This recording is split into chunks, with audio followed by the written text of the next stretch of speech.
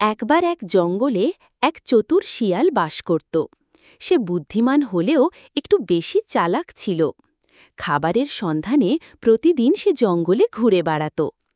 একদিন সে একটা মুরগির খোঁজে গ্রামে ঢুকে পড়ল, কিন্তু গ্রামবাসীরা তাকে তাড়িয়ে দিল।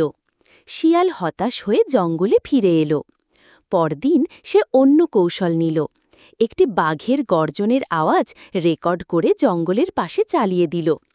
গর্জন শুনে গ্রামের পশুরা ভয়ে পালিয়ে গেল, এমনকি কিছু মানুষও ভয় পেয়ে ঘরে ঢুকে পড়ল। শিয়াল সুযোগ বুঝে মুরগির খোঁজে ঢুকে পড়ল এবং একটি মুরগি নিয়ে পালিয়ে গেল। এইভাবে শিয়াল প্রতিদিন নতুন কৌশল খুঁজে খাবার জোগাড় করত। একদিন এক বুড়ো চাষা শিয়ালের কৌশল বুঝে ফেলল। সে একটি ফাঁদ পেতে রাখল।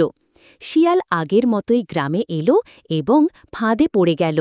গ্রামের মানুষরা শিয়ালকে ধরে দূরের পাহাড়ে ছেড়ে দিল, যেন সে আর ফিরে না আসে। এই গল্প থেকে শিক্ষা: অতিরিক্ত চতুরতা শেষ পর্যন্ত বিপদ ডেকে আনে। সৎভাবে জীবনযাপন করাই শ্রেয়।